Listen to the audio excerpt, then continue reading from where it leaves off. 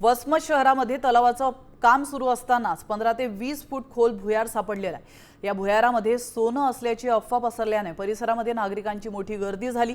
प्रशासनाने तात्काळ काम थांबवून पुरातत्व विभागाला पाचारण केलं। अद्याप कोणताही खजिना सापडलेला नाहीये। अफवांवर विश्वास न ठेवण्याचं आवाहन प्रशासनाने केलं। हेच ते भुयार आहे जे खोदकामा दरम्यान या ठिकाणी सापडलेलं आहे। तर वसमत मधली ही दृश्य ठीक आहे तिकून ते रोडच्या पण वाहतात तिकडे होडीच्या गंदा आता ते आवण्याला सामने कोण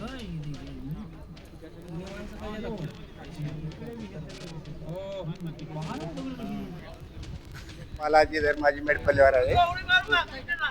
माझा जन्म झाला त्यावेळेस हे तलावाचं खोदकाम चालू होतं। आमचे आई वडील आजोबा हे सांगत होते आम्हाला। तर आता हे त्याच्यानंतर जे तलाव एकदा फुटला होता त्याच्यानंतर हे आता खोलीकरण करण्यासाठी नगराध्यक्षांनी कामाला सुरुवात केली। त्याच्यानंतर जे हे भुयार निघाले म्हणून हे चर्चेत आलं, त्यासाठी मी इथं पाहण्यासाठी आलो होतो। नेमकं काय वाटतंय हे नेमकं हे आता काही लोकांचं म्हणणं आहे की बाबा हे जे भुयार आहे हे जर पाणी काढण्याचं एक जरी असेल तर त्याच्यासाठी पलीकडला जे भाग आहे त्याला खोलीकरण केल्याच्या नंतर लक्षात येईल, तोपर्यंत आपल्याला लक्षात येऊ शकणार नाही। प्रशासनाने याकडे नाही ना लक्ष द्यायला पाहिजे ना, लक्ष द्यायला पाहिजे। आता